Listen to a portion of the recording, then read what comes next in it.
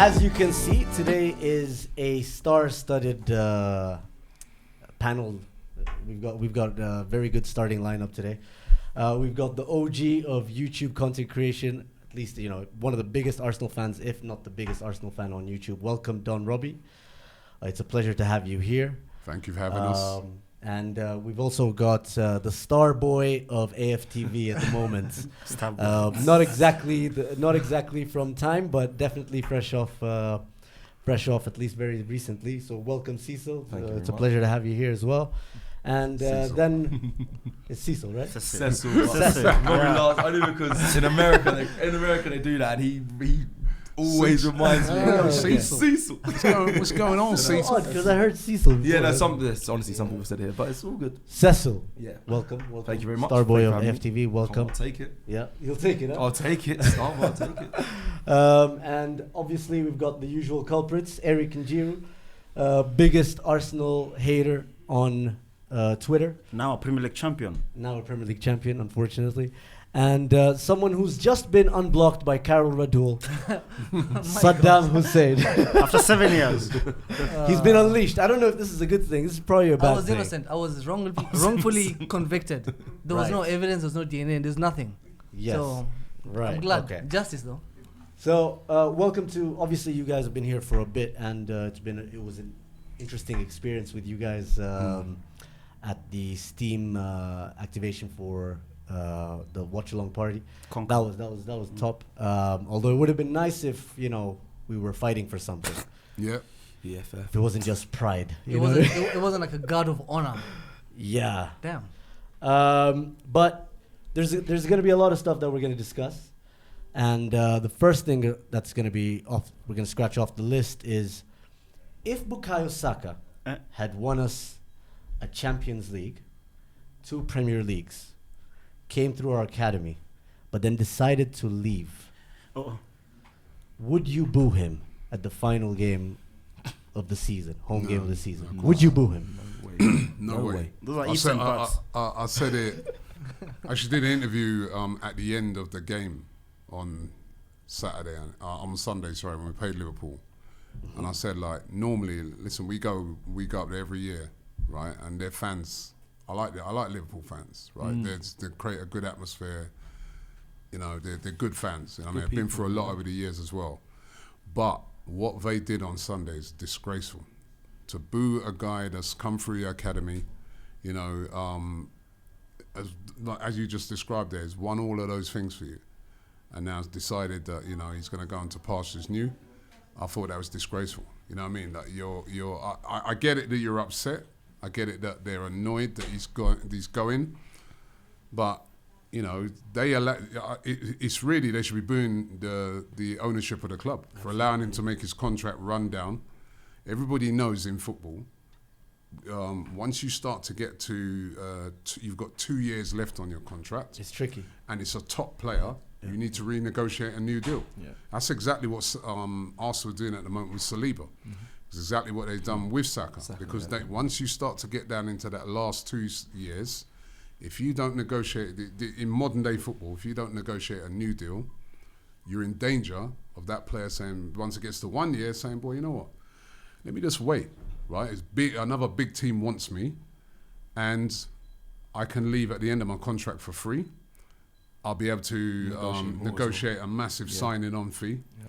Right, because they're not going to have to pay that club that amount of money. So it's the owner's fault. It's not Trent Alexander-Arnold's fault. They should have negotiated a new deal with him. They left it too late, and he decided to go. And he's leaving them with a league title. What more do they want? I was actually I was shocked. I was honestly I was shocked as well. Yeah. I haven't the booing when he steps onto the pitch was bad enough. When he touched the ball, they were still booing. I thought that's dreadful. I think there's that's fan blackmail as well to all the other players that are wanting to maybe progress in their career after Liverpool. You can't make him feel guilty when he's, like you said, you've won so much, and obviously you put it in Saka, in the perspective of Saka, but Trent won more than what you mentioned for Liverpool. And they're booing him and as an Arsenal fan, I remember Thierry Henry's my favourite player. When he went to Barca, we didn't boo him. No way. He's done what he did for Arsenal, and He's an idol. It's a different circumstance, as I said. Times have changed. People need to look at football. Times have changed, right? The contracts are different now, as I said. You don't renegotiate those deals. I speak to a lot of agents in England, and they'll say the same thing. The power then hands back to the player, right? And players look at it and say, like Trent, was he 27? Is he 27, right? He's looking at 27, 26. Real Madrid's come. I've done everything. I've been at this club since I was a little kid. I want to try something else now. I mean, they weren't prepared to. Why were loads they of players used to do that as well. And I get it. We're fans, so we only think of it from a fan's point of view. But sometimes I do try and think of it from a footballer's point of view as well, right? If he had a poor season, would any fan be booing? Of course not. I'm seeing at the moment at our club, right? Martin Odegaard, the last 2 seasons been Player of the Year, yeah, and he's had a poor season this year. You just flip one. And there's fans saying, "Yo, let's get rid of him." Yeah, I think I've seen right, so I've seen you can understand the why captaincy. I've seen conversations. No, I think what's happening now is like more and more you can't ignore online social media influence in terms of narratives seeping into maybe live football experiences, like match day going fans carrying on the narratives. Because, like, for example, think about it. These guys were very hypocritical. Liverpool fans, I'm saying, not Did you boo? Specifically. Did you boo? I also do. From Nairobi. No, but when you came, what was your feeling? Listen, I'm interested. This is my thing about Trent and moving to Madrid. I think the issue is how he's living, because Trent, we've been defending him for the longest.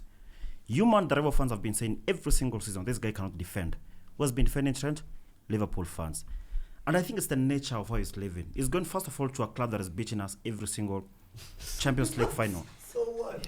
So there's that rivalry between us and Madrid. We don't feel good about him living. But I think the whole thing is about living for free.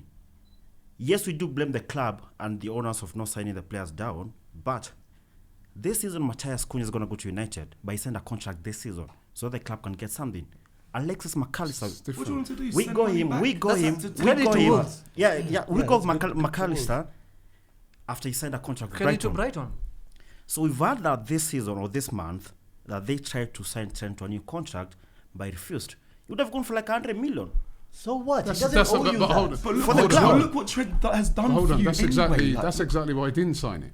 Because, like, what it is with players now, with their contracts, is that if you go and sign on for Liverpool, now, you know, all the advantage now is with, not the fact, take us fans out of it for a minute. Yeah. And look at it transactionally, right? Then all the power's with the club, right? So they can turn around to Madrid and say, yeah, we want 100 million, we want 50 million. Whereas if he doesn't sign a contract and he does run down, right, he can then go to Madrid and say, right, listen, because you haven't got to pay 100 million, right, to Liverpool, right, you can pay me 300, 400,000 a week, and they're still going to be better off Madrid than if they had to pay 100 million to get him and be paying him £200,000 a week as well. What I don't so get. that's why a lot of players do it. Robbie, do you think if he signed a contract, Madrid would have come for him? No, why they could have pulled out. They also like free players. Probably not. The thing is, he wants to go to Madrid. He's progressing. He's done. He wants to go. He's done it all. That's the thing. But they got guys, you just talked about right now how you've defended him and you've been with him through the tough times and the and all that stuff. But it's how much you love him. It's not like he's just won you just this one Premier League. That's true. He's and not only has he helped you guys win things. Individually, he's been probably the best right back in the last 5 years. And he's not down tools this season. Even though he knows he's going, he's not down tools. He's not. He's not affected his game. He's not been talking about it. He's not. Listen. I understand why fans get upset, but it's one of these things now. You have to kind of understand it. It's not like he ain't done nothing and he's just. We've had players at Arsenal where they ain't really done much, or as soon like Robin van Persie when he went in United, right? To me, I thought, even though I didn't boo him, but if he would have deserved to get booed, because what it is, right? He was injured season after season after season, right? And then he had one great season for Arsenal, and then straight away he's going to United, right? And I look on that on our face and say, you could have showed a little bit more loyalty because you were injured, and the club stuck. They're paying you wages, stuff like that. So even if the club said to you, yo, give us another year before you go, he could have done that, but he didn't, right? But in the case of Trent, who's done so much. This for is a Liverpool. local lad, vice captain of the team. It's a local lad, but where was you? Was you Should born be in the next Nairobi? captain, you know. Was you born in Nairobi? Actually, no. Yeah. Huh? Well, no, technically not. Sorry. Technically, no, he wasn't born in Nairobi. He was born in Embu. Well, you should be still in Embu then. Why have you left? Why have you left Embu? No, because that's what I don't get this where people say because Trent was born in Liverpool, he's got to stay in Liverpool like for the rest of his. Has he got to stay in Liverpool for the rest of his life? One man. Exactly. One man. That's the thing. You know, I mean, come on, man. Like, Robbie, like it's such a short career, right? It And then is. He's seen his mate, Jude Bellingham, who, by the way, these guys thought was Trent was working for them. Turned out to be the other way around. But he's done everything he could, and maybe he's always had aspirations of like, I don't know, going to Spain and living in a warmer climate, or just spending more time traveling and meeting new people. yeah, expanding your My horizons. opinion on this thing is that Why would you begrudge him that? Why would be, especially with Zoom. someone who's almost done everything? My for you personal guys? opinion is that after 7 years, President has to leave. He's been here for the longest, given us the Prem, the Champions League, the FA Cups. The only thing we don't like, I'm okay with him leaving, going to any club he wants, apart from Everton and Man United. But at least leave the club with something. Look at Suarez, signed a Why? contract. He We doesn't sold owe him. you that. That's what we're saying in terms of the He might contract. not have been able to go if in he terms of he the signed the contract. contract. with, Exactly, it would have been a block. Exactly. It would have been a block. Like what you guys have done is you have to agree. Like the situation you guys have found yourselves in with Mo Salah, Van Dijk, and Trent. Like you're lucky that two of them have stayed Yeah. because that was a Because of the horrific age. situation. Yeah, for sure. Even before, like if those two would have went as well, if they Yeah. weren't so old. Yeah. You wouldn't have. If Salah, you wouldn't have if been hating on Salah them. wasn't 33, he would have gone as well. Yeah. Right? Because he would have had Van loads of Dijk. clubs Yeah. who would have took him. Nah, There's but a lot say of it's clubs only who one just- club. Huh? But saying it's only one Nah, Liverpool. he's singing Listen, your all tune man now. They didn't Yeah. sign till late, right? They were thinking about it, and probably they saw the caliber of clubs that were coming in for them, because you're going to have to pay big wages to those players, Sure. and a lot of teams will be looking at their age. Yeah, so that's probably why they stay. But in the case of Trent, he's still young. Yeah. He's got Real Madrid, like they desperately wanted him. My it's man, just- my man said he could have left us with something. You won the fucking Premier League. That's better. Bro, that's exactly. better- that's Now, money-wise. better than money.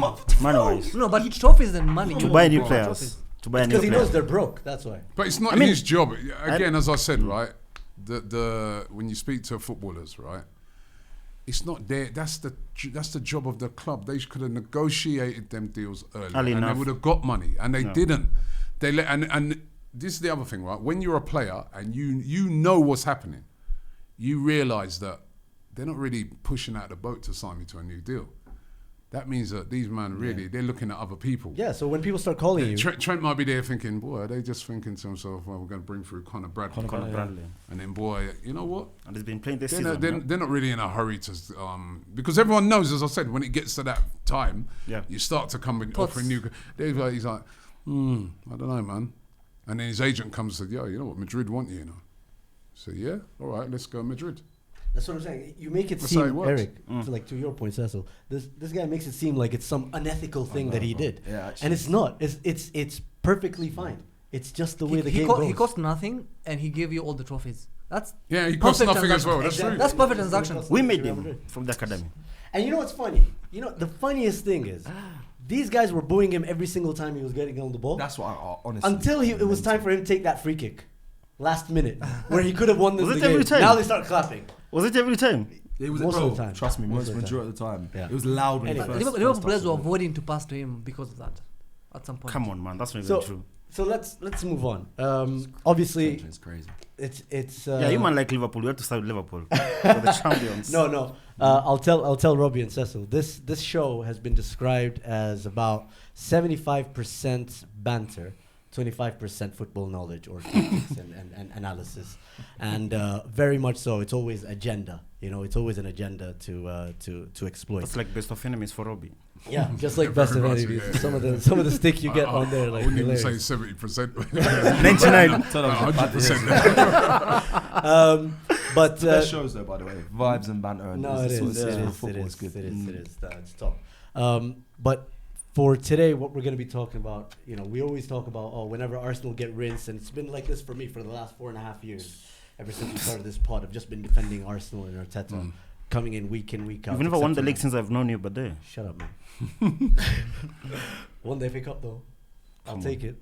But today I've got backup, guys. You see? So Two of them from London. So we're going to talk Arsenal. And I want to find out, I've seen some of where you're at in terms of the way the season's gone, right? But mentally, where are you right now? Emotionally, both of y'all, where are you right now? Because it feels like it's kind of like post-mortem time. Well, yeah, we got knocked out of the Champions League and we flew to Kenya. So right now, where I'm at mentally, how I feel, It's not too bad. I'm enjoying myself. But No, before you came to Kenya. yeah, It's good coping. it was dark. It was dark before we came to Kenya. I mean, that obviously we didn't win the league. We weren't really in the race. If I'm being honest, we was doing well, fighting in that second position, and I kind of let go of the Premier League aspirations. When? Start of the year. I mean, a little bit after actually, because I thought the window at the time, I didn't think it was good enough because we all knew we needed a striker. Everyone, the whole world and the dog knew we needed a striker. But then we obviously we had some of the players. I was like, okay, they're risky. They believe that. I thought we'd end up with something. That's been my biggest frustration. I thought at the time, just round before, with January, when January window opened, I thought we're still in all the competitions. We're gonna end up with something because past couple of years, finished second. We've got a good team, good philosophy, everything. And then we started dropping out of competitions, and we didn't strengthen in January. I was like, oh, this could end badly. However, Champions League reinvigorated a lot of us, including myself. I mean, the runs we went on, the Real Madrid game, I was like, okay, all focuses on this. Especially when during that time, the Premier League results were draws. We had a lot of injuries. I was like, oh, okay, this is not good. Premier League we kind of have to forget about. And then Champions League, all my hopes were on that. And then after PSG, I mean, boy, like I said, it was dark. And my phone has been so active. I was there after you beat Madrid. Moment away. You was there? No, I'm asking. How was it for you after you beat Madrid? Oh, I was so proud of that. It was unbelievable. And there were some fans online saying we've got to calm down on that. But I'm like, we've just been. Sometimes I think being a fan is about this. React to what you're seeing. I think you have to enjoy moments. And yes, it's not winning a trophy, but they're the most successful team in the Champions League, and we battered them. What Mikel Arteta did versus Ancelotti is, for me, is amazing, and I enjoyed that moment. However, it obviously led to not lifting the Champions League trophy, PSG, and like I said at the time, it was tough. And even now, thinking we fly back tomorrow, I'm like, season's good. You guys about to lift a trophy at the end of it, and there's a Europa League final coming up. There's an FA. There's going to be more agenda. Actually, that's bad. The Europa League is bad for you guys. That's for me right now where I'm at. Not great, but how I feel after being in Kenya has been amazing since I returned. I have to face what reality is going to be, but and I don't want to talk about next season because I feel like I get annoyed when Robbie's been mentioning a lot when we've been on this trip. A lot of fans are saying, next season. I hate even hearing it. What if next say Netflix? I'm not saying. How about Netflix? Nah, Can we say Netflix? Patrice Evra. I remember Amazon and all them things. I remember I saw Patrice Evra and he was going on about it. I said to him, I go, you got the Netflix. I go, at least people watch it. I wouldn't even watch United right now. So he started laughing. He goes, you're good. I go, listen, you heard about Netflix. Yeah, what are you? Evra's, trust me, he's banter central. He's a good guy though. He's a nice brother. Robbie, you said you were at the 2006 final. Yeah, I was, yeah. And getting to the 2006 final, we also had to beat Madrid. True.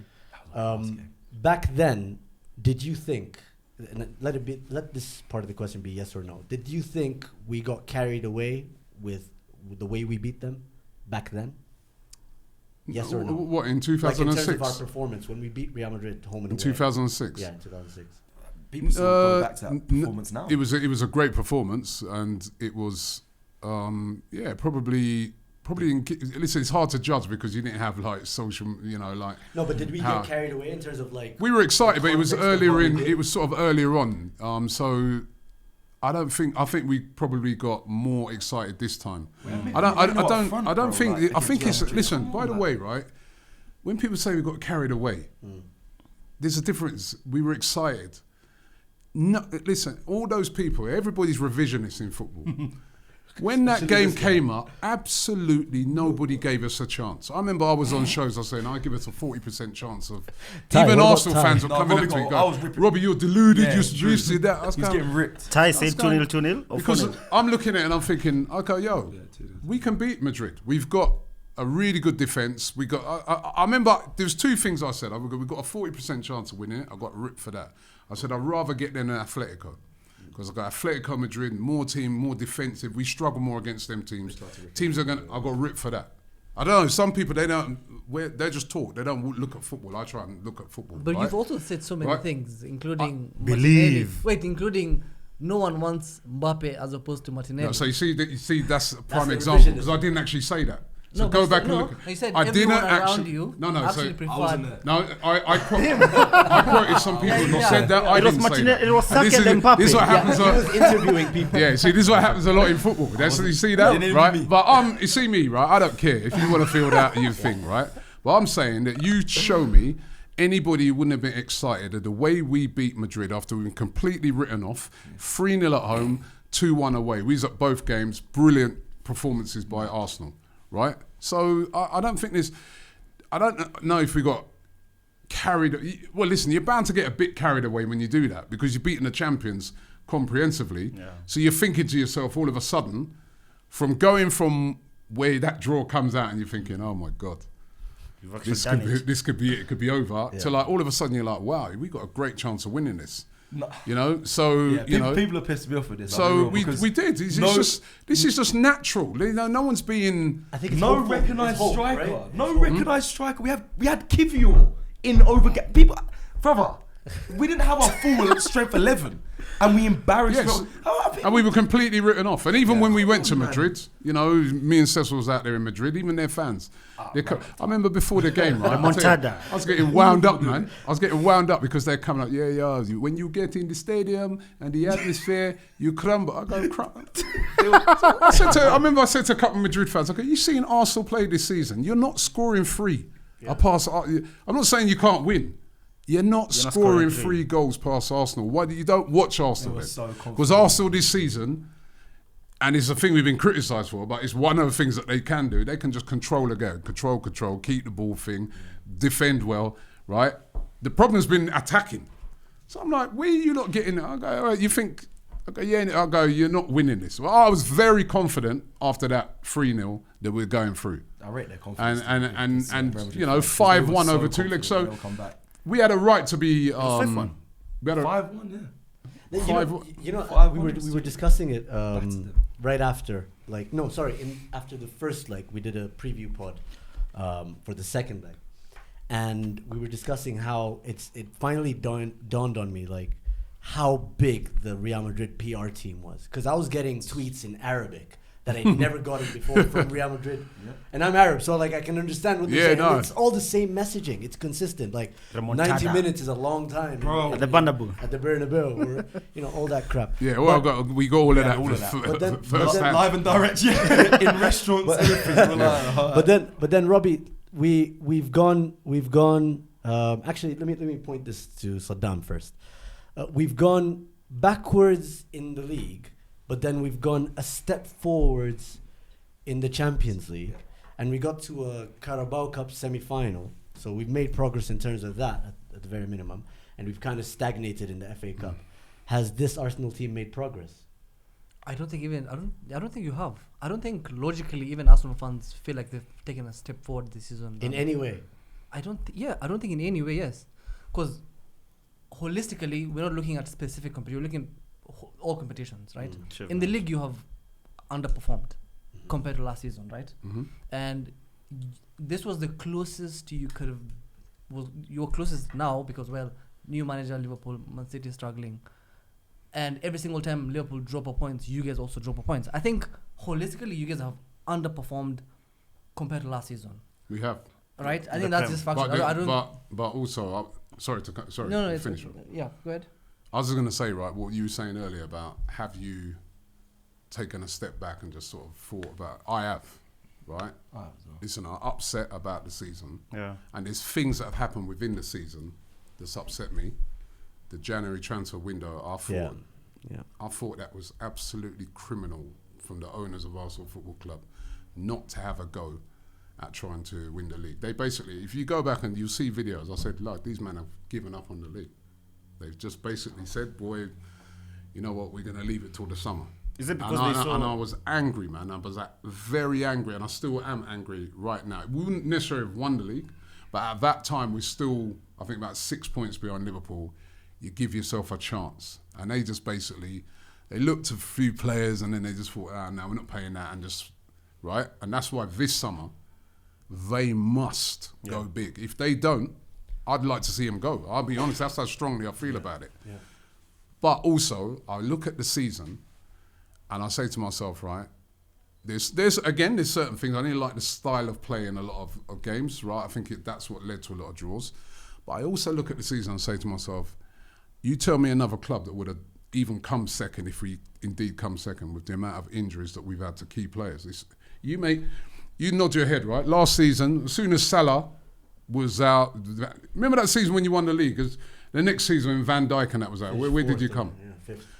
Arsenal this season, right? You can list the injuries. We're not talking about injuries to minor players. Key players out for ages. So if you go through the team and you start looking at it, if you start from the back, Ben White literally played every game for Arsenal last season, has barely played this season, right? You go Gabriel Magalhaes, the best for me, the best centre back, best player for us in defence. Yeah. He goes out, right? For to be fair to Kiwior, I don't think Kiwior's come in and done well, but he's not Gabriel. Even Merino's done well, right? These guys have come in, they've done well, but they're not the same. Yeah, for right. Sure. So he's out, right? Left back, Lewis. I was saying this to the guys the other day. Mars Lewis Skelly. You could actually look at him and say your fifth choice left back. That's how many injuries they've had there. Right? Because if you look at it, right, at the start of the season, Timber was playing there at left back. Remember, we had to move him over to right back because of injuries. Then you've got Zinchenko. He was out injured for ages. Solis out of then you've got Calafiori. Injured all season. You sent Calafiori this season, yeah? Sorry? Calafiori came this season. Yeah. Injured literally. I'd say half of the season he's been injured. Tierney started the season injured. He got injured in Euros, like out for ages. You're only four came left back. Backs. No pre-season thing, came back injured, right? Even Tomiyasu, he's played at left back. He's missed the whole season. That's one position, right? Left back. Then you go into midfield. Thankfully, Thomas Partey was fit. Rice was injured at the start of the season but came back. Marino, brought in, remember, as the replacement to Granit Xhaka. Season starts, dislocates his shoulder in training. Gabriel falls on him. He's out for months. Has no pre-season, right? That's another player, right? Then we move now. Odegaard as well. Odegaard out for 3 months. And now he hasn't really recovered. Right? He hasn't really come Not back. really recovered since that. Then you go up front, right? Saka out for 4 months. Gabriel Jesus out, right, for the whole season from January right down.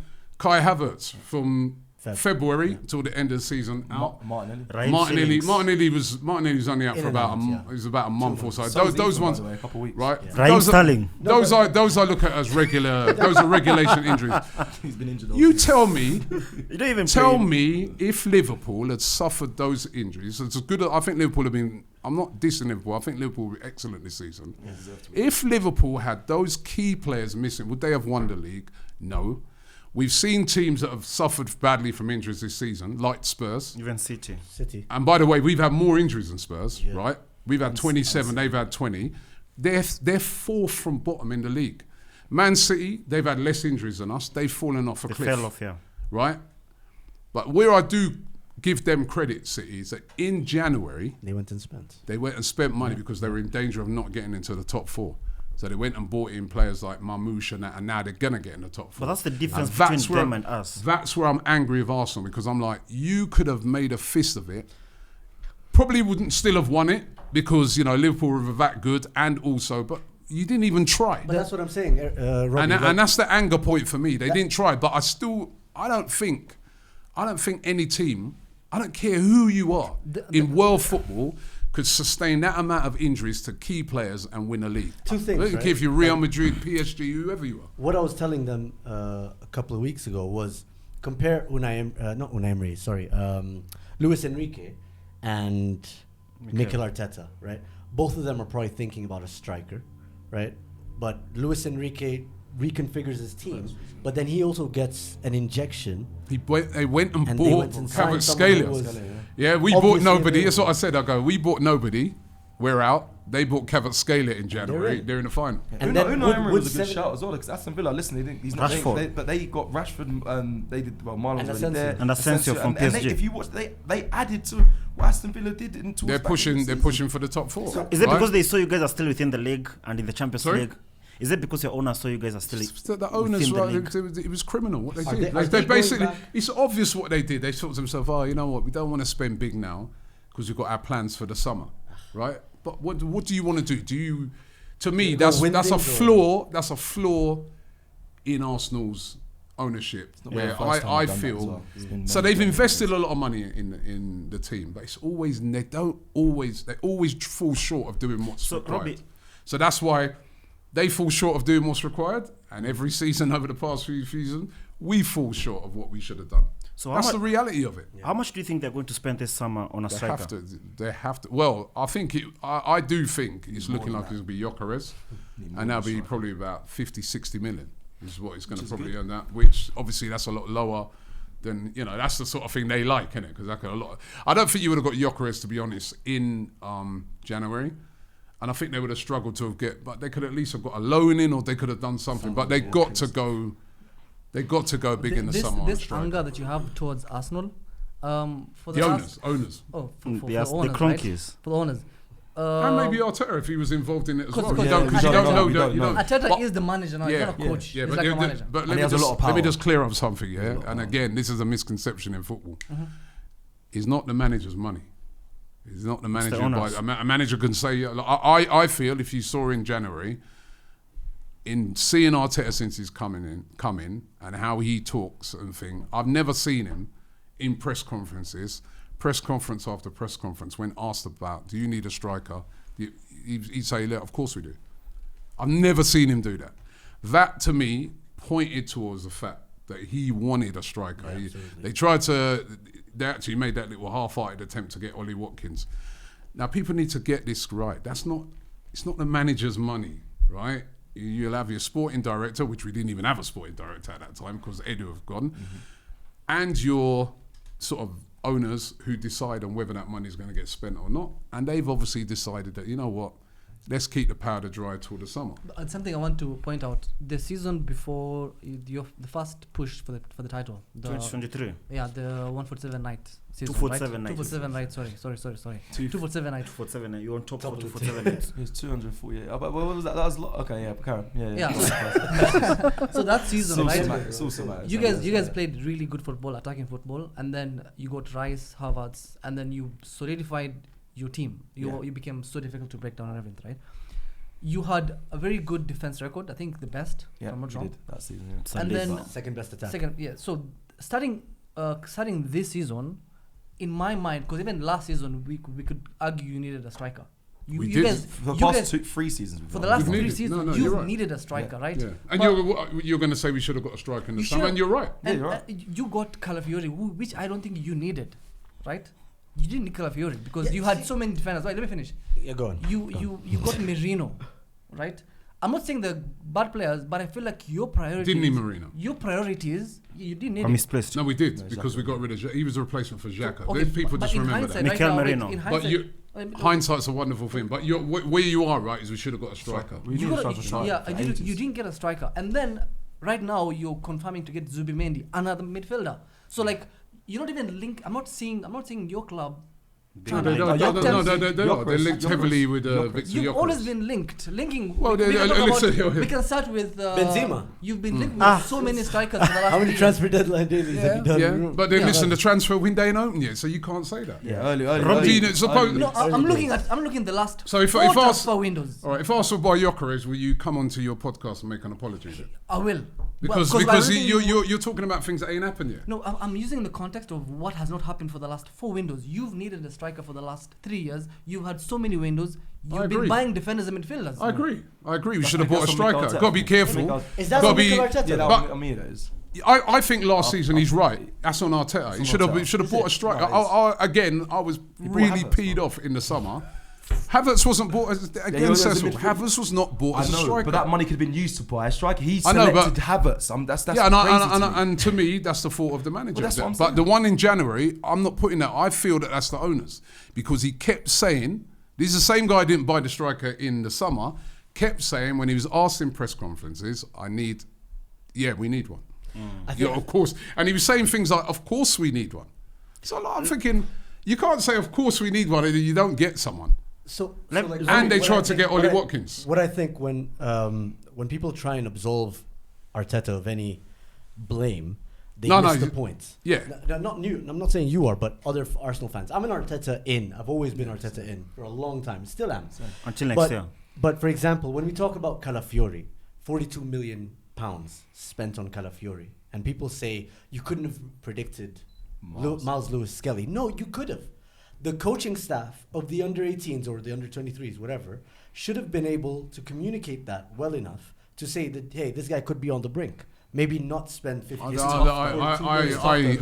disagree. A lot of players that break through this opportunity. I completely get that. What I'm suggesting is, because you have to remember, Lewis Skelly's not even a left back. He's a midfielder. That's what I was about to say. I disagree with you because he's been playing he's not really been playing as a left back. What I'm saying is that's an oversight that they didn't. It's an emergency. No, but then that's an emergency call-up situation. An emergency situation where he's been called up and just said, "Yeah, help us out, man."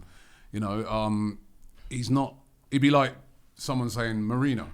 Marino said, didn't he? He goes, "I've never played as a striker before, but he's actually done all right." I'm not saying he's a striker, but he's actually done all right in that position. So, and we was at the press conference in. It was in Philadelphia. Philadelphia when Calafiori signed. Yeah.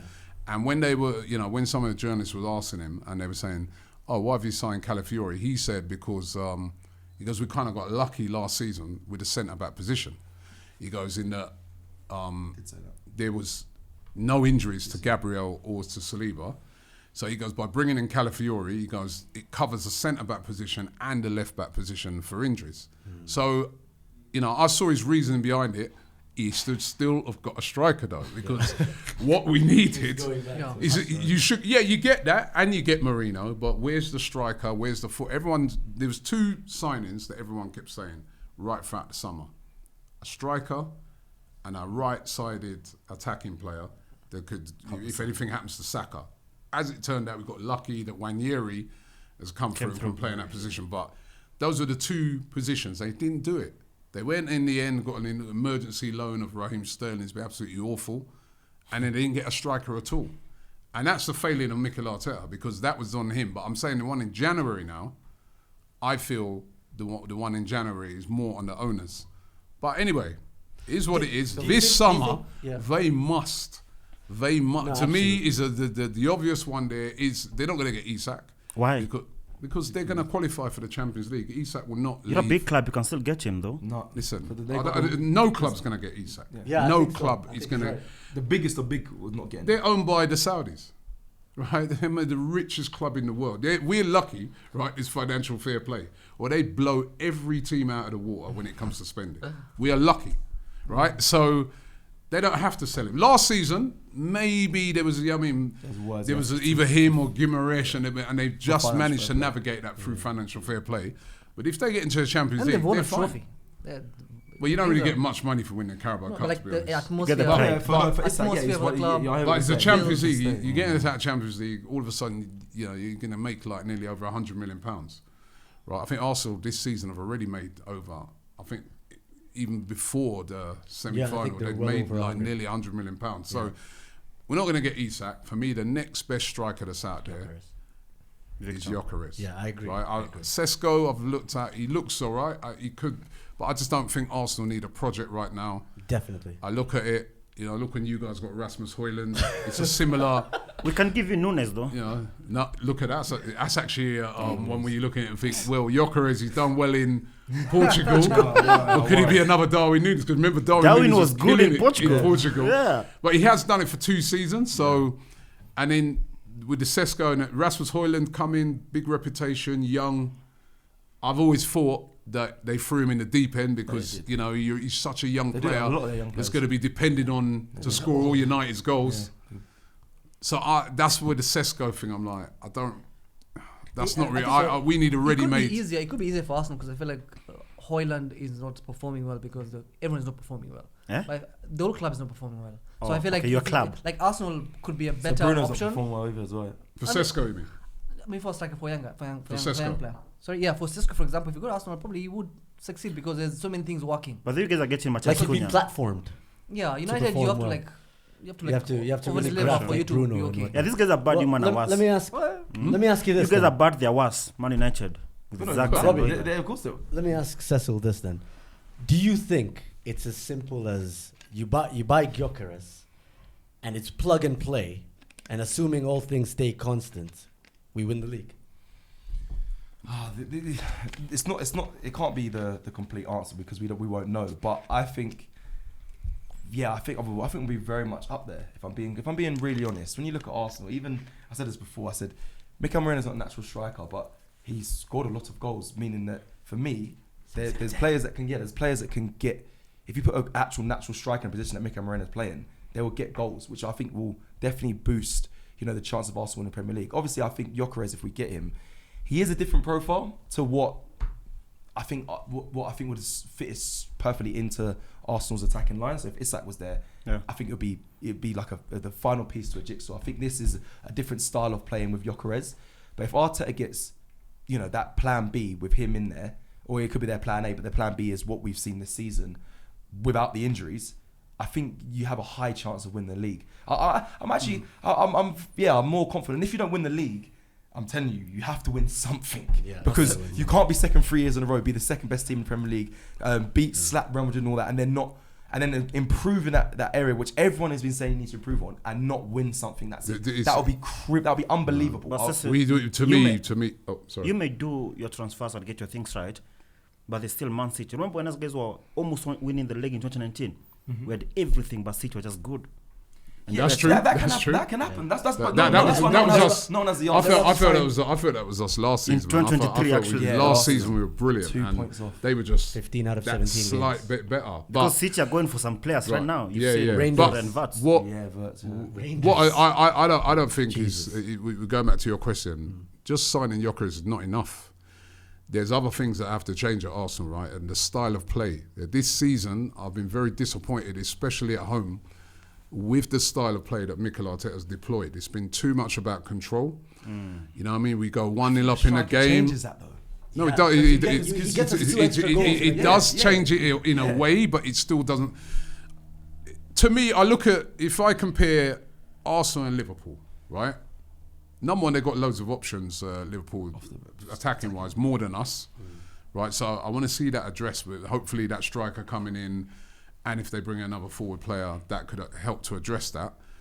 But what I do notice about Liverpool when they play at home, even though they were sort of criticised for having a lot of control, it being a lot different to Klopp. Yeah, early in the season, yeah. But if Liverpool go 1-0 up, they're looking for the second, the third. They're looking to kill you at home. Maybe away from home, they're more control, but they're looking. Arsenal this season have not played that way. They go 1-0 up, and it's still the same way. They chill. It's not even sit back, but it's still just control. They don't go for the jugular. They don't go to kill teams, right? And then what happens in the Premier League, you see it week in, week out, especially when smaller teams come and play the top teams. They just hang in there. Till the last 10 minutes. Then it's like the last 15 minutes, they say, right, bang, they have a go. And at Arsenal, how many times have we led games this season? And then And someone then a scores a team comes worldie. back and equalises and stuff. We've drawn so many games. Yeah. The style of play from last season, away from home, it works perfectly. At home, that has to change. To be It's fair not though, going to Robbie- be, a striker's not going to be enough to change that for me. Yeah. There needs to be a change in, I don't know, up here, but we don't, Liverpool do that way better than they kill. Liverpool go to kill you. To be fair though, Robbie, what I think we've also been a bit unlucky on this side of the topic as well, because some of the goals we concede are very low XG goals. They're just bangers. But that's what I'm saying, Yeah, though. I know. That's That's the randomness of football. but that's the Premier League because, every team you're playing against quality, has yeah. top quality play. You're playing Apart from Man against... United. You play, And but to be fair, even Man United, because they can be as crap as they are, but they still got a Bruno Fernandes. They still got a Bruno Fernandes as a top quality player who would just that ball come to him on the edge of the box and he will curl it in. Or you could be playing against a Palace where you should be slapping them, but then the ball drops to an Eze Mateta or Ismail Issar. These are quality players. So if you don't kill these teams off, right, you give them the chance to get a draw. Yeah. And that's what Arsenal must. It's not just the squad, it's the way we played this season. You've actually dropped more points from winning positions than any other team. Exactly. There it is. There's the evidence. It's crazy. You know what I mean? It's not good enough. So that striker, yes. But if it's just going to be control, and hopefully the striker gets us that extra. I don't want that. I want us to be more ruthless at home. If everyone's fit, you've got Martinelli, Trossard, you've got Saka, you've got Ethan, you'll have Havertz there, you'll have a Gyökeres there, then you'll get another wing. That's great. That's great. As long as we didn't have that. Star's still got to be at home. I want to see us. Think about that period between 2007 and 2010. You had Rosicki, Samir Nasri, Santi Cazorla at some point. Alexander Hleb. Like, the only registered attacking midfielder we have is Martin Odegaard. That also needs to be addressed. We're just not dynamic. I just felt that our style of play at home was a bit boring, if I'm being honest. Our style of play at home was a bit boring. Yeah. And we didn't kill teams. It's been bad. And as I said, when you play away from home, that style is perfect away. And that's on Arteta, obviously, right? It is on Arteta. It's completely on Arteta. He's the one. He's the manager who stands on the touchline and he instructs every pass. You're right. Right. Too much control. Do you think it's over controlling? Yes. Yeah, yes. I mean, yes. 100%. Especially on the touchline. But it's hard. It's hard. It's hard. I've been a player at a club, and a manager has instructed you before the game. You do your analysis, and they say, if we play like this, this is what will happen. When that happens in a game, when you've listened to the manager's orders and it's happened exactly what he said, to then go into your own self and say, I'm going to go against what my manager said because I want to be more flair or whatever.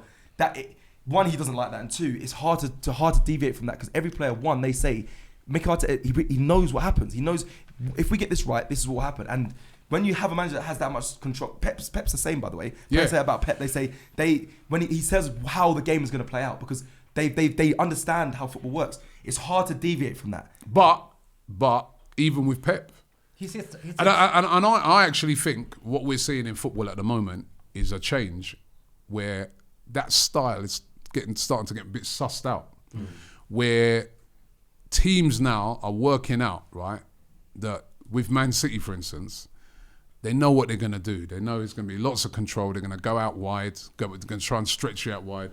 And they're setting up in a compact way to deal with it. We've seen City really drew 0-0 against Southampton. They had literally all the play. So if you can be quite resilient. So I think some new ideas need to come into it. Like, give players a little bit more freedom, man. Like, when they get... have a shot, man. Let me ask you guys. It doesn't have to... Yeah, have a shot or go past a couple of players like you said there. It doesn't have to then be switched out wide.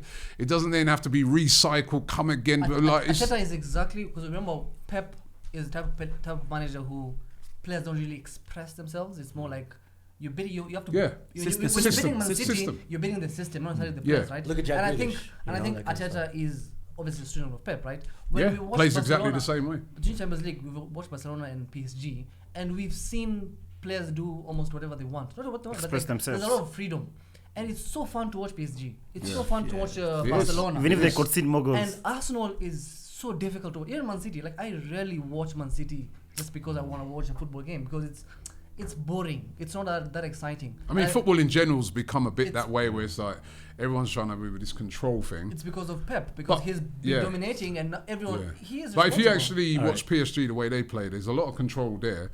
But I think what they do is they give a couple of players. There's a couple of players in that team that have free reign, right? One of them's Dembele. He has free reign to kind of do a lot of what he wants. He doesn't have to trap back on everything, and the other one was sort of actually Kvaratskhelia was getting back a lot. Desire do as well.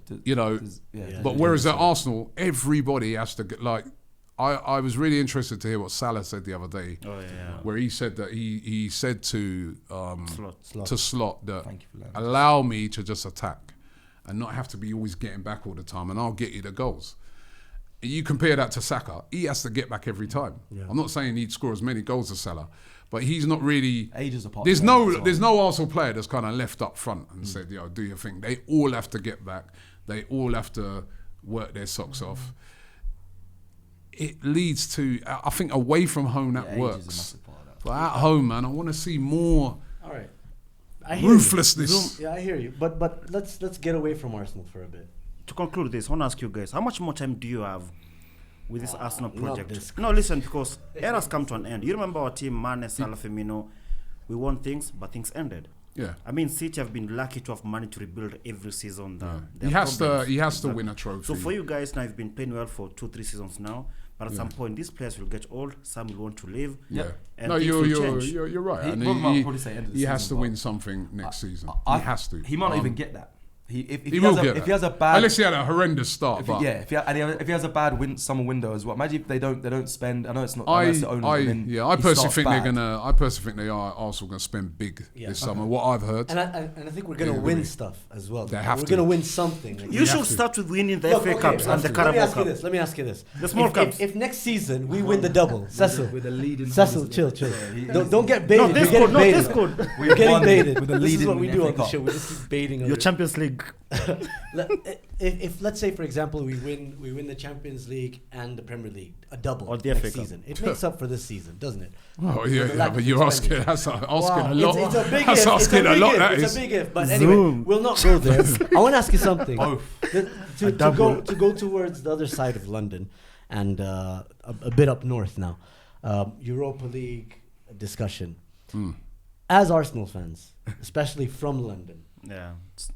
Robbie, who do you want to win the Europa League? Yeah, it's not even. I know it's a bit different over here, but it's Yeah. not even an argument in England, man. seriously, It's- you still it's- think it's Man Spurs? United. I'd rather Man United win it. I don't want Spurs to win nothing, right? I don't want. We've probably. Our rivalry with Man United over the years has been huge, as everybody knows, going from back in the I think days of around the world, Fergie and though. Wenger, around the world. Yeah, with But I United. say in London, you do not want Tottenham to win anything. They're our biggest rivals. Like, that game is the game that's war zone game. I don't know if people need to understand that in England, that's war zone settings. Even me, when I go to that game, when I go away to Tottenham, seriously, that's it's a not a joke. dangerous It's not a joke. game for me to go to. There's people wanting to kill me. What? Brother, Yeah, it's not this a is joke, war bro. zone settings. There's Like, been AFTV. listen, you see Tottenham fans during the week, it's all banter, but when that game comes around, I always say they become like vampires. Even guys that They want blood. even guys that are your friends, turn in, Abby and Expressions. yeah, they turn into like. I remember one time Expressions was that he came to the Emirates. And I go, why don't you even come and check us? He goes, nah, man. He goes, I'm not checking you, not on that game. Yeah. And I feel the same. I hate Spurs. He never Yeah, comes around. expressions I is hate good, them. though. He never comes around. I hate Spurs. I don't like Tottenham, win. right? I don't like if I go to United, there's lots and lots of rivalry. I'm probably going to get stick from way more fans, but I can handle it. Yeah. I can go to that game. I walk through the crowd. Like, it's banter. When you go to Tottenham, it's not banter. It's hatred. Like, they hate us, we hate them. There's no love lost. I don't want to see them win anything. That's as simple as that. I've enjoyed seeing them lose so many games this season, right? I don't like Spurs. I don't like them at all. So I think I have more respect for United, Yeah. even though I don't really like United. But you got to respect them for what they've done over the years, and right. But with Spurs, I think they're a team that they ain't never done nothing. The way they talk to I us, hate Chelsea like as the well. way they talk to But us you gotta sometimes, it's respect like, Chelsea. what are these? But yeah. These men ain't even done nothing. But I think, Zoom, Robbie, I think it's for different us, here when for you, you. I get it. But like, I think when you take a step back, right, especially when you look through our eyes, or maybe walk in our shoes as the In Kenya. international Arsenal fan base, Yeah. not just in Kenya, even around the world. Yeah, I know. Wherever No, you guys we go, know, we know. you realize how small Spurs is. Yeah, Because yeah. nobody gives a shit about Yeah, That's Spurs. true, but yeah. they're not small in No, I know, where I know. we're In from, North right? London. Because No, I get that. if funny enough is in England that understand. Spurs are right to their credit, like, they got a lot of they're not big worldwide, Yeah. but in the UK they got a lot of fans. Like Even outside London. yeah, even outside London, you know what I mean? They've got they've got one of the. I think they get the biggest attendances at games now because they've got the biggest stadium. big I think. stadium. The second biggest stadium. And the best. So they've got the second big. They get the second most capacity for Premier League games. They got a huge stadium. That's after United. They got sorry. That's after Man United. Yeah. If they play away from home, they will always. They got more fans than in the UK than City have. Of course. They got more fans that like. Oh, that is remember very interesting. Remember the other day, Man City went to. They played in the semi-final FA Cup. There's like a top tier empty. You would never see that with Spurs. No, they're a very well supported team in England, and it's not globally. as I said, like if you was to come to London, like the grounds are just a couple of miles apart. The North London, you walk around. You know what I mean? You go into a shop. The guy in there could be Arsenal, could be Spurs. I mean, it's just completely mixed. It's I get the international thing, and I get where you guys are coming from. But again, because we've been here, I've been to loads of rooms, we've been to loads of football. I ain't met a Tottenham fan here, and that's what I said. I said, who's an Arsenal fan, Man United fan, Liverpool fan, Chelsea fan, who's a Spurs fan? Literally, there's not. I haven't seen one here. And then we were lucky enough to go to Sierra Leone and meet the president. He's a Man United fan. The first lady's an Arsenal fan. Again, there's no word of Tottenham. So I understand you probably don't come into contact with many, but yeah, in London, like on the way up, when I go to the studio, like there's always everywhere. Even like at the airport, it's coming. Yeah, Rob, mate, we will win a trophy. You ain't gonna. I say, shut up, man. Even 20 of you, like. You look lucky you got 3 worst teams in the league and been relegated. You ain't got 40 points. Fair enough. So that's why you said you want United to win because of KG. Sorry? That's why you said you want KG to win and not Express. Listen, it'd be painful with KG because but I can listen. And as well, you know what? I could take the banter of United fans because I'll just say to United fans, shouldn't even be in that competition. Yeah, for sure. Right? Whereas with Spurs, that's their Champions League. That's their World Cup. I noticed. Right? I noticed. Did you see what? This is to show you the level of how United even looking on that, right? They came out and they said that if they win that, they're gonna have a barbecue. Did you see that? Oh, Man United, yeah. Man United said, Man United said if they the manager because they're broke. The club have come. That's probably one reason. But Man United have come out and said, that's Ratcliffe. Man United have come out and said, right, they're going to have a barbecue if they win the game, right? If Spurs win that game, they'll probably try and go to Buckingham Palace and get knighted or something like that. That's how big it is for them. They'll be trying to statue. They'll have statues of those players for winning. And even that, to me, that competition. I'm sorry. That competition, at least credit United for what they're saying because they recognise that the most important thing for them is it gets them in the Champions League. For sure. I think United, the hierarchy and all that, recognise that competition is a lot easier to win than it's even been in recent years because you agree that it's fallen off? It's fallen off because don't remember when we used to when we were in it. Okay. When we were in it, we'd be like, do what they did, right? So smash up everybody. Well, they didn't even smash up everybody in the early stages. But we'd be in it, we smash up everybody in the early stages. Then all of a sudden, Atletico. Right, the teams drop out of the Champions League. You go up against Atletico Madrid, a top Sevilla team. You're up against Chelsea in a final. You've dropped it. It's different now. You know what I mean? You've got Bodo Glimt in the semi-final. It's an easier competition to win. And I think United recognise that it shouldn't really be in a competition like that. You got to be finished 6th in your league or win the FA Cup to get in that competition. So I think they recognise they shouldn't even be, you know what I mean? And that's my argument as well with a lot of United fans and Spurs fans. When they say about they have a better season. That's the one Europa League, by the way. So you want the Europa League? So I want it. So hold on. If you want the Europa League, Cecil, let's finish. Let's lose our last 2 games, finish 6th, and then we'll be in it. And then wanted the Europa League. If that happened, no. That's what I'm saying now. I'm not interested in the Europa League. I want Arsenal to be in the Champions League, right? And when fans of other United fans and Tottenham fans are bantering us and saying, well, you might win a trophy, we're in a final, you're not. Well, yo, bro, we didn't have Bodo Glimt in the semi-final. We have PSG. It's a lot different, right? So, but in hindsight, for example, what he's saying, if you were presented the opportunity to either win Europa League or participate in Champions League. No, but you don't get that opportunity, do you? It's either or, right? Yeah. What do you want to be in, right? What do you want to be? Why did you sack Ten Hag last season? He got you in the Europa League. Why did you sack him? I actually think Ten Hag... No. Because I hear a lot of things said. Why did you sack Ten Hag? He got you in the Europa League. Now you're in a final. That's down to him getting you there. Why did you sack him? You actually saved them from relegation. They'll be down this weekend. No, but why did they sack him? Because you know what? You're I'll not answer it for you. you're not Yeah? the place that you always Because wanna your owners want, and even your fans want to be in the Champions League. Yeah, you won the FA Cup. Great. But for a club of your stature, it's not good enough. For sure. And they didn't see in this guy that if he continues through to the end of the season, they're going to get in the Champions League again. That's why he got fired. Why is it that every Tottenham fan you speak to are saying, If we win it, even if we win, Ange's got to go. Ange has to go? He's not Because they recognise and they know, right, that they want to win a trophy. Obviously, they've not won a trophy in God knows how many years. But they know that next season is going to be the same thing again with this guy in charge and he's not going to get them far in the Champions League and he's not going to get them back in it. But what happens if these guys lose that final next week? Man United.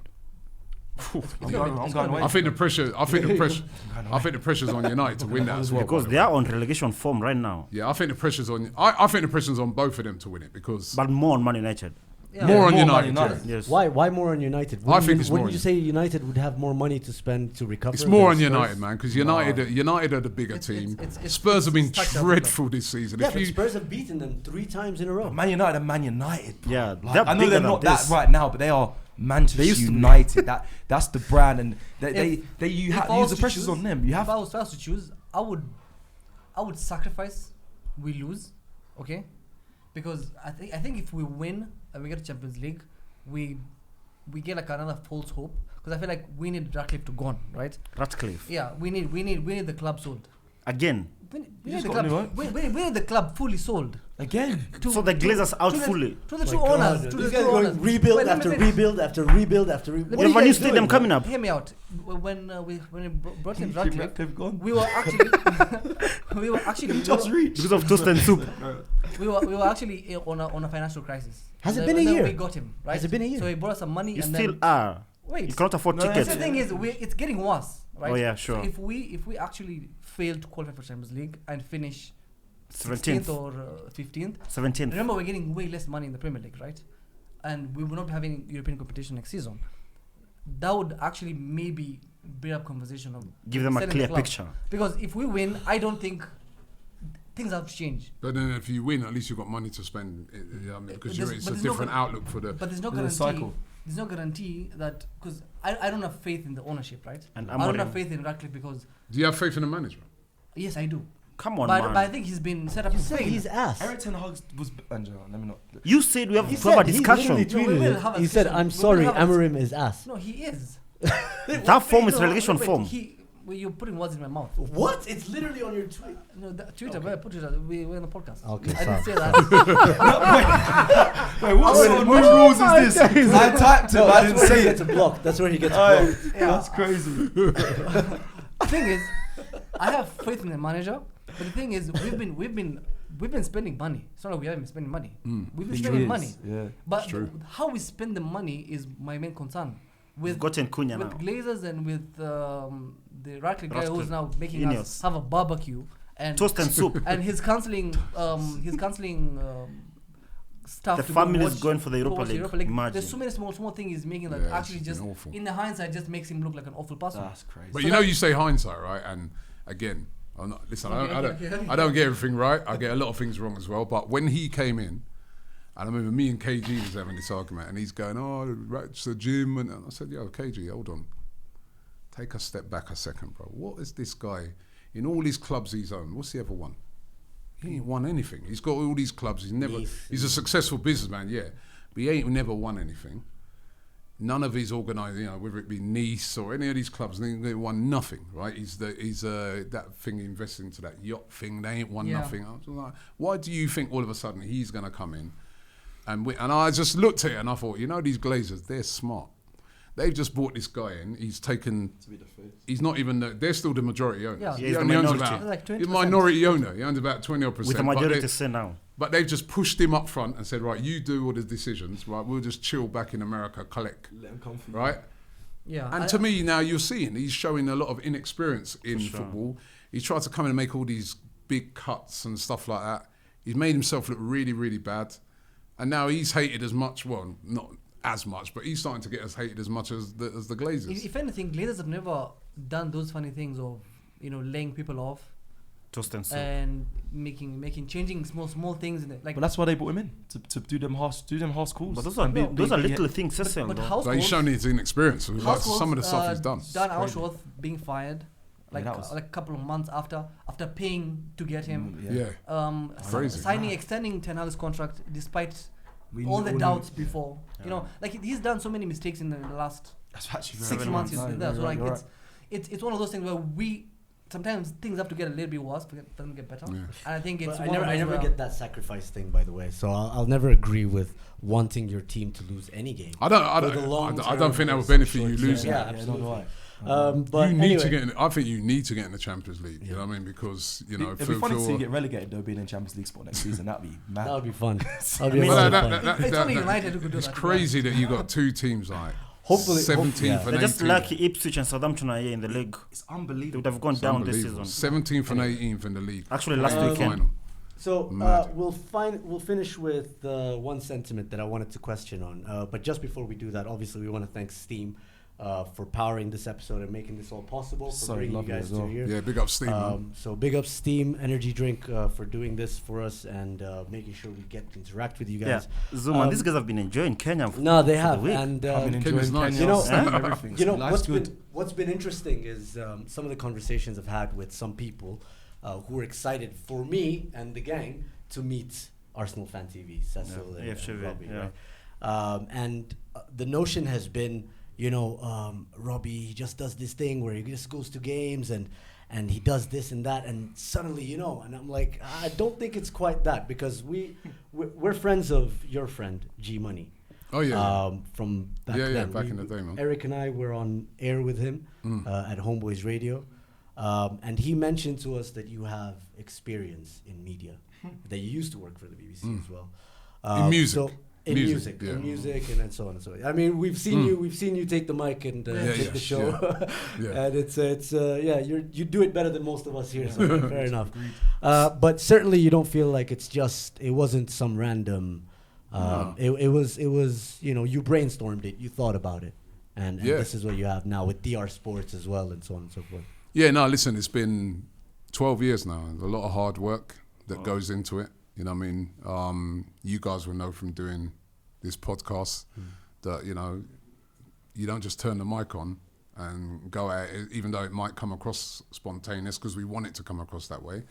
But preparation goes into doing this, right? And then there's, you got to buy equipment, you got to find premises, it's the same with me, you know what I mean? Like from day one. And it was even harder because you're doing it for the first time. So it's the first time anyone's kind of doing this. So you're up against a lot of the traditional media guys, and they don't really, they really like it because you're kind of taking away some of their audience, and people are talking about you instead of talking about them. So you start to get a lot of fight off of them, and you haven't really got a blueprint for doing certain things because I was thinking about it this morning, even like a podcast. I think we were one of the first people to do like a podcast but film it and put it out as a podcast, and we filmed it as well. And I remember when we did that, people saying, what we're doing is a podcast is supposed to be just listen to it. And we said, yeah, but we got cameras, may as well film it as well, put it out on there. No, that ain't gonna work. So let's give it a try. And that's kind of how I operate. I'll be like, I'd like to try things. I like to, work with the team, listen to their ideas. So there's a lot that goes into it, and we've got a really good team now, a really, really good team, and we're just trying to grow and grow across all platforms, and also if what we can pass on, I think that's been really great. We did a thing the other day where we did this creators workshop, which was really nice, doing that and speaking to creators and giving little tips, and because there's no point in us failing in an area and then seeing someone else fail in that area. If we can pass it on to them and say, try this, or try to avoid doing that, because, So, no, it's all good, and great to see you guys doing what you're doing, you know what I mean? And Appreciate it. yeah, I'm gonna watch a lot more of this as well now and follow this. But I'm so happy when we go around the world and we see different people making content, and the Take a lot of inspiration from guys like you and Expressions. Yeah, it's great. It's great to see. It really is. So, Robbie, do you go to every Arsenal game, like even outside the UK? Yeah, we go to every game. Me and Cecil, we're at every game. Even the tours. No, I've seen you. Even the tours. We you know, when we get back, we have to sort that out. We're Arsenal are in Hong Kong and Singapore this year, so we'll be there.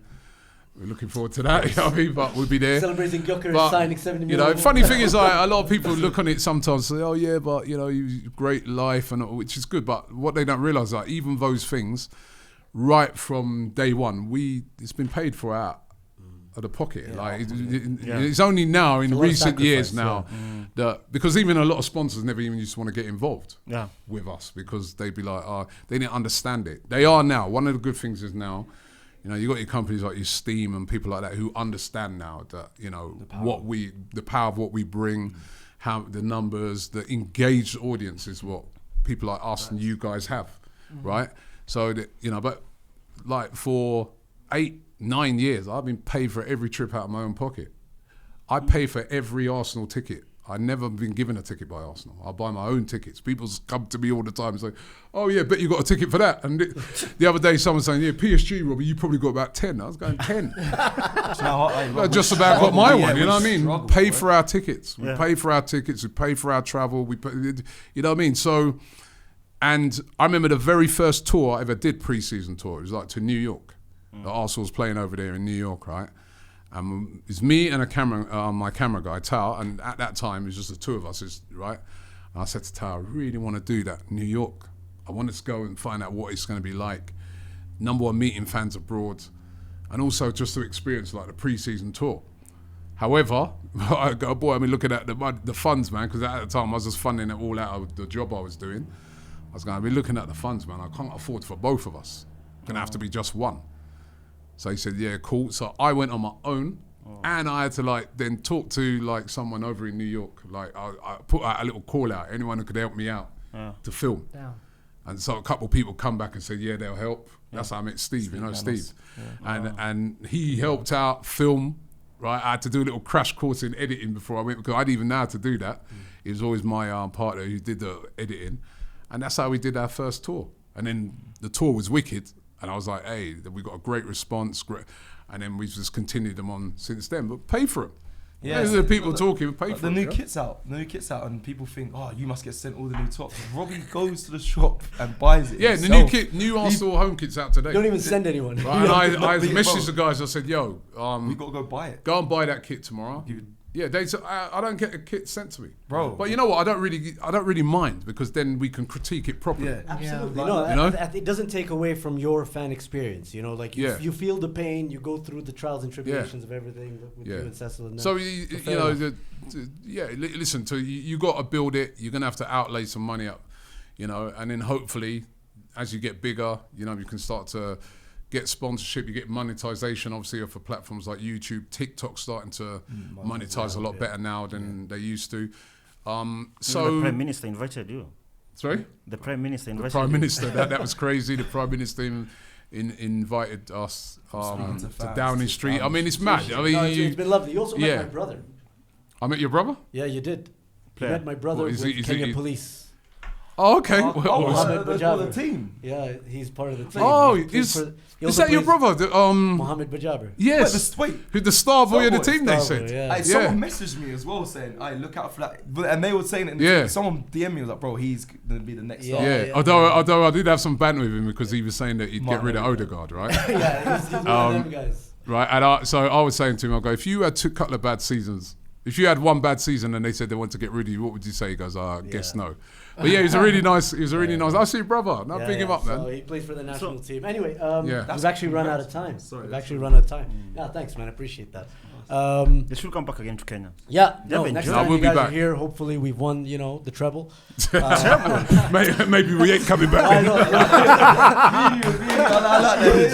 Like, we can do it, man. I swear to God. Look, all we need is Gyökeres and Morgan Rogers. That's all I'm saying. But no, it's been an absolute pleasure meeting you, interacting with you guys back at Conca as well.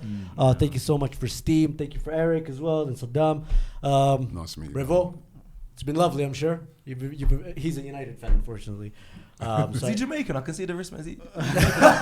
Sorry, he got a Jamaican wristband. I was thinking, no. He's not too far from Embu. So yeah, man. Wish you guys safe travels, Thank you. and we'll see you guys next time. Thank you Thank so you much. very much. It's been a pleasure. Share, subscribe, and we'll see you guys in the comments. Until next week.